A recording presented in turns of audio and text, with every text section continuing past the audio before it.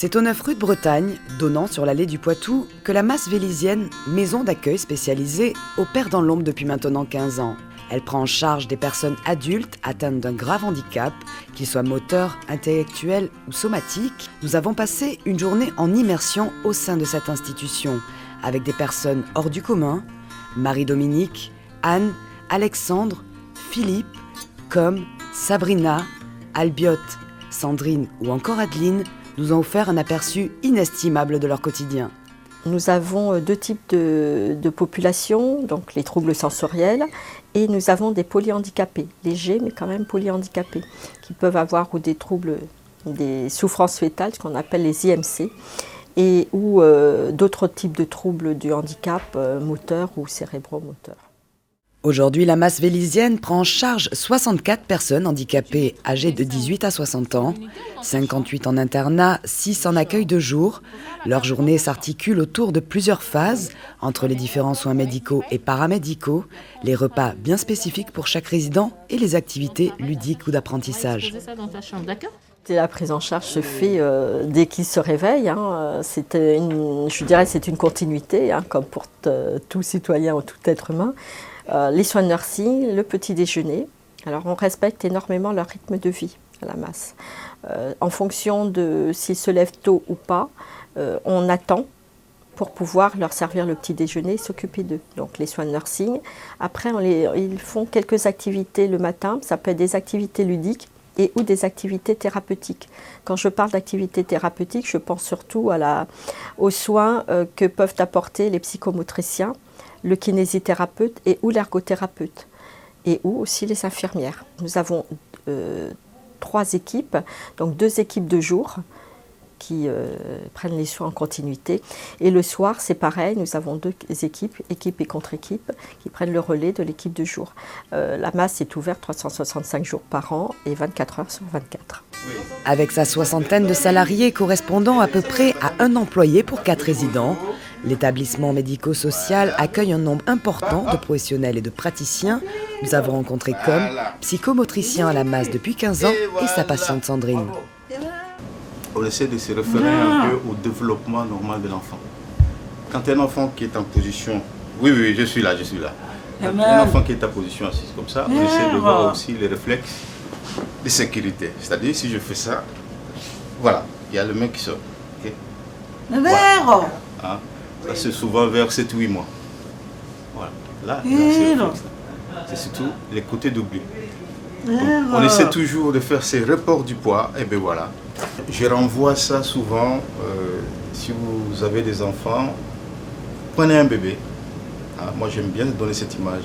Vous prenez un bébé et savoir interpréter le corps du bébé. Quand le bébé est tendu, qu'est-ce que cela veut dire?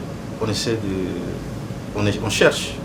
On se dit, mais est-ce que ce bébé est tendu parce qu'il a faim, parce qu'il a mal, parce qu'il a besoin de câlin, parce que voilà. C'est au fur et à mesure que là, c'est pourquoi moi je dis toujours que les mamans sont les premières psychomotriciennes, parce que les mamans savent bien interpréter les tonus du bébé. Oui. Vas-y, caresse ma tête. Aïe. Non, ça c'est interdit, ça. Non. Là aujourd'hui, oui, mais là aujourd'hui tu es violente. Oui, parce que moi je te caresse gentiment comme ça. Tu vois? Lolo. Voilà. Le Lolo. Tout à l'heure. Tu peux caresser gentiment alors? Allez, vas-y. Je vais un petit... Oui, la beauté, merci. Voilà. Merci. Tu vois, tu sais caresser doucement. Il pas mis bouton. Oui. Le bouton. La beauté, c'est que tu es beau. Au sein de la Masse, nombreux sont les résidents sourds et muets, voire sourds-muets, mais également aveugles.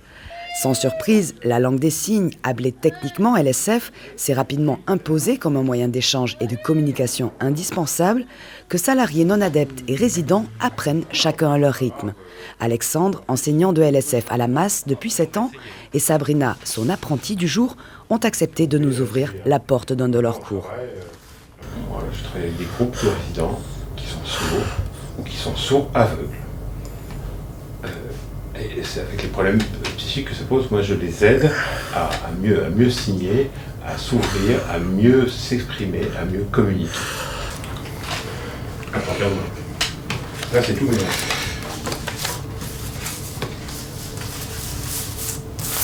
Je mélange encore. Regarde un peu l'image. souffler. Et toi?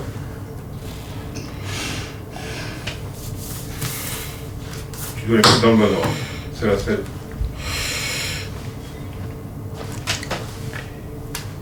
Ça, c'est qui ça? Qui c'est là sur l'image? Quelqu'un qui joue. Ça, la plupart ne savent pas lire, hein, donc ils sont sourds, ils signent avec des codes. Hein, les signes sont des codes, ça ne marche pas toujours. La dactylologie, ça ne va pas marcher. Pour s'exprimer, ça va plus être du mime par exemple. Et où la possibilité d'apprentissage est difficile. Donc moi j'essaye de leur apprendre pour leur ouvrir le langage, vraiment, apprendre de nouveaux mots. Par exemple, avec un livre, avec une histoire et des images. Comme ça, ils ne peuvent pas parler, mais ils comprennent la situation. Par exemple, boire, bon ben voilà, vous faites le geste de boire, forcément, et après on associe avec le signe de l'eau, et ils vont comprendre ce que c'est que de l'eau. Voilà, et dedans c'est quoi? On fait le signe de l'eau. Et là, en situation, le résident va comprendre et va pouvoir apprendre le mot eau. Cette image-là. Oui, c'est ça.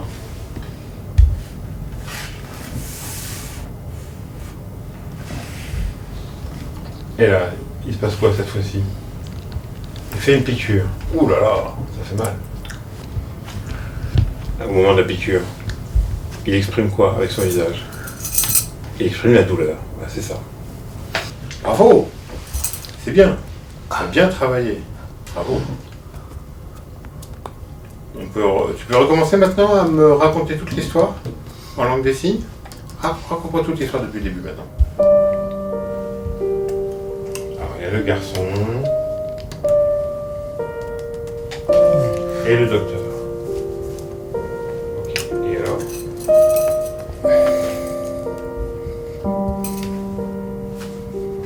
Le garçon, il demande au docteur. Il lui dit quoi? Il lui demande une piqûre. Les personnes sourdes aveugles, autrefois, ne communiquaient pas. Et donc tu es toujours énervé, trouble de comportement majeur, instabilité maximum. Problème de comportement énorme. Les infirmières, on les calmait avec des produits, etc. Et c'est pas ça qu'il faut faire. Donc moi je me suis approché d'eux pour communiquer avec eux et les éveiller et les apaiser. Leur apporter la communication, c'est difficile évidemment. Hein, et ils seront incapables de parler. Donc il faut pouvoir signer. Et donc ça va les apaiser, c'est important, on va signer dans les mains. Les problèmes de comportement vont alors diminuer.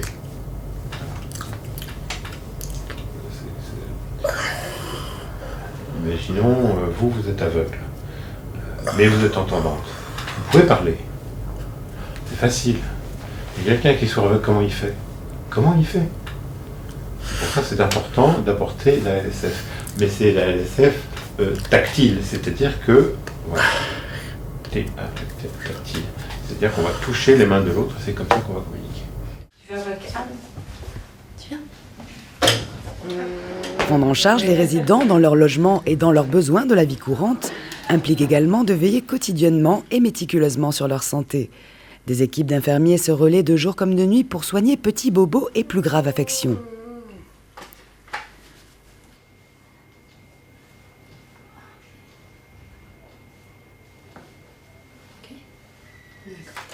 Donc là, je viens de lui expliquer pourquoi j'allais le vacciner. Enfin, c'était quoi cette piqûre? C'est pas forcément ici le service le plus dur. Hein. J'ai travaillé dans d'autres services où il y avait on pouvait plus faire le parallèle et du coup à prendre le risque de ramener ça chez soi que là, non, c'est... Parce qu'ils sont pas malades, hein. Ils sont handicapés, mais ils sont pas malades. Donc, Oui. Donc, entre guillemets, ça va. Et justement, notre travail à nous, si on vient dans cette structure-là, c'est pas par hasard, c'est qu'on est là pour aider à leur apporter un peu de mieux-être, un peu de respect, un peu de considération. Donc, non, Et ils ne sont pas malades, ils sont handicapés, mais le handicap induit voilà, une épilepsie, certains troubles psychiques. Voilà. Donc on a la distribution des médicaments, toute la surveillance avec.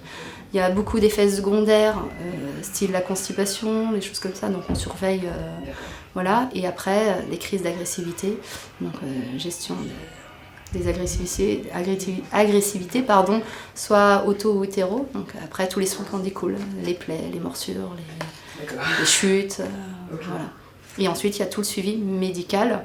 Ils ne sont pas malades, mais ils ont quand même une santé beaucoup plus fragile qu'une personne saine de corps et d'esprit, si je peux me permettre. Donc voilà, on a tout le suivi à faire.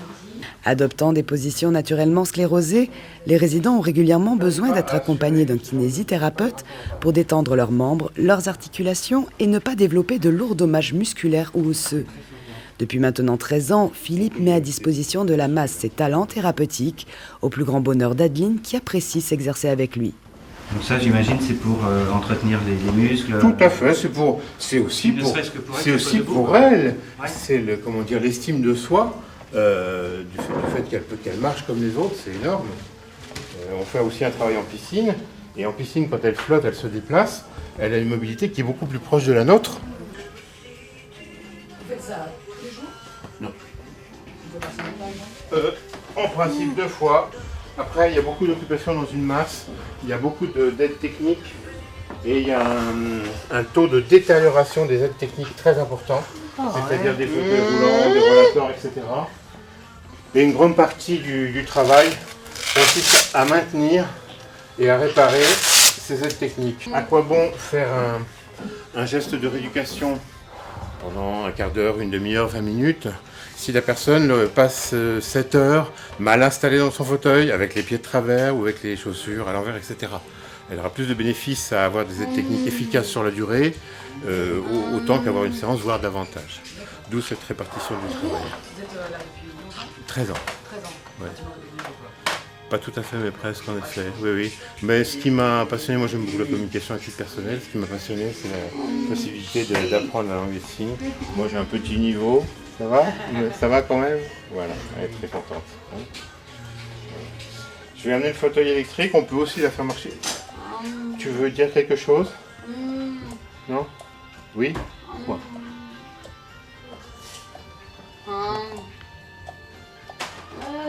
Qu'est-ce qu'ils vont faire? Non. Là, on est dans la difficulté où je ne peux pas comprendre ce qu'elle dit. On peut amener l'ordinateur éventuellement, mais le fauteuil va s'exprimer. L'appareil de communication est alimenté par les batteries du fauteuil. Coucou. Tu voulais dire quelque chose? Hein? Vas-y.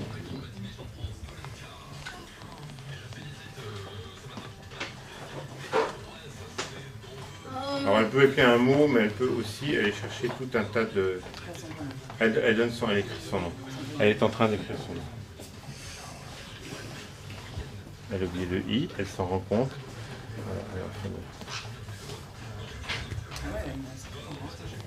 Cherche le L. Maintenant, vas-y.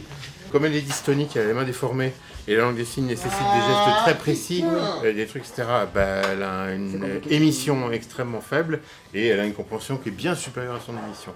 Donc avec ça permet déjà de verbaliser les choses, et puis elle a aussi une toute petite compréhension de lecture globale, mais vraiment petite, mais pas nulle.